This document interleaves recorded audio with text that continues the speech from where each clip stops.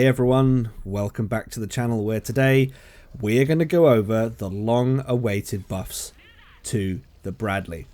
Now the Era 2 Bradley has been buffed as well, but the Bradley that really needed some love is the Era 3 Bradley, the M3A2, the one that I'm playing on screen right now.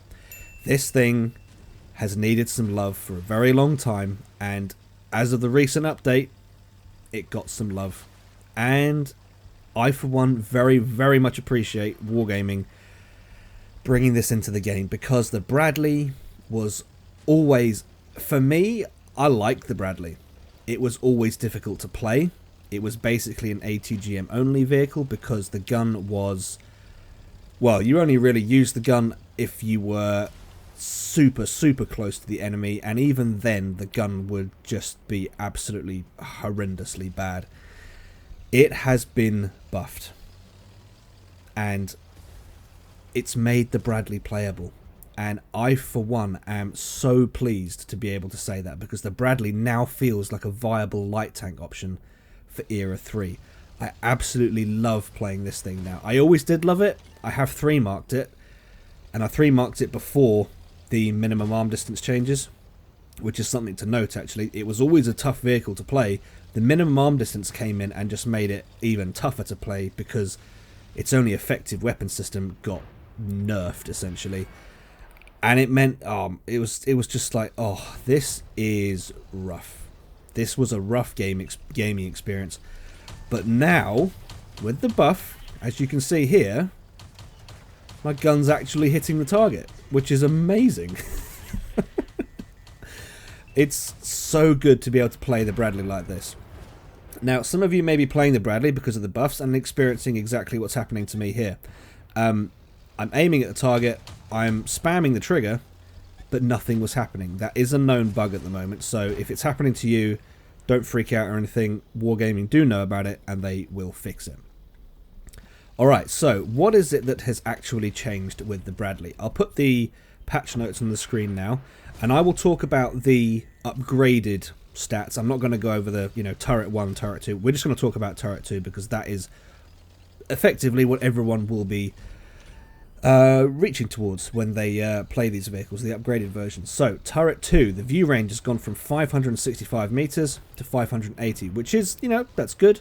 True vision, most players will be relying on true vision to spot the target before it's actually detected. But that is a nice little buff there for the Bradley. So, version 2 of the M242 Bushmaster, accuracy has gone from 0.31 to 0.21, aim time from 2.3 seconds to 1.7 seconds. That right there is what has changed this vehicle. That is the thing that needed some love for such a long time. The accuracy of this gun. It's really noticeable, guys. If you haven't played the Bradley yet, I recommend you do, because this thing has gone from being, well, as you know, it was horrendous, to this is actually balanced and decent now.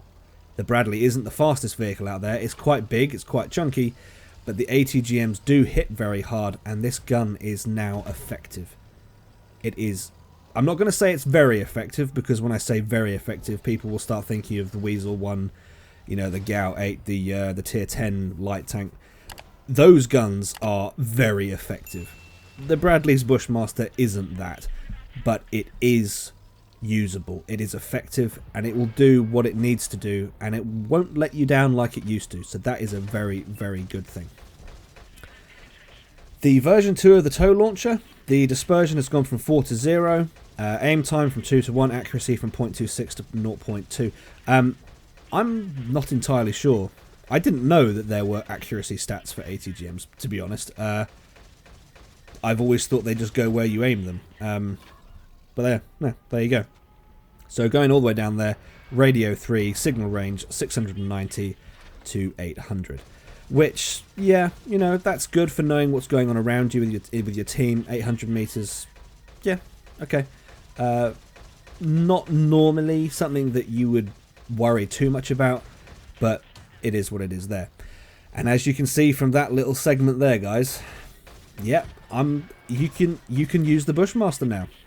It's effective. You can actually use the gun, and This is just a Bradley experience that we've never had before. This may as well be a brand new tank in the game. That's how it feels to me anyway. I've already 3-marked it, so I've already played plenty of games in this thing, but this feels like an absolutely brand new tanking experience in Era 3. It's really, really nice. I really, really like it. Okay, so I did mention that the Era 2 Bradley has also been buffed. We'll quickly go over those. So the view range has gone from 540 to 570. The Bushmaster accuracy has gone from 0.35 to 0.25. Reload time from 31 to 29. Aim time 2.1 to 1.7. So very similar. Slightly worse than the Era 3 Bradley, but very similar changes. And the tow launcher dispersion from 4 to 0. Again, for me, I don't know quite what that means. Missiles go where you aim them. That's always been my experience. Maybe I'm wrong. I don't know. Maybe there's something else going on here. But signal range from 690 to 700. That's a buff, but nah, not really something that's going to be game changing, or you probably won't notice that all that much. So there you go. Those are the buffs to both Bradleys. The Era 3 Bradley did get a much, much bigger update. I think I may have skipped over the part where we talked about the reload. I think the reload, the reload's gone from 37 seconds to 34. The reload on the Bushmaster probably isn't something you're going to see or have to worry about all that much, because the clip in this thing is enormous. And again, there you go. We'll end the game with a Bushmaster kill. You wouldn't have done that before. It's good. I really like this. I really like the buff to the Bradley. Thank you, Wargaming, for putting that in there.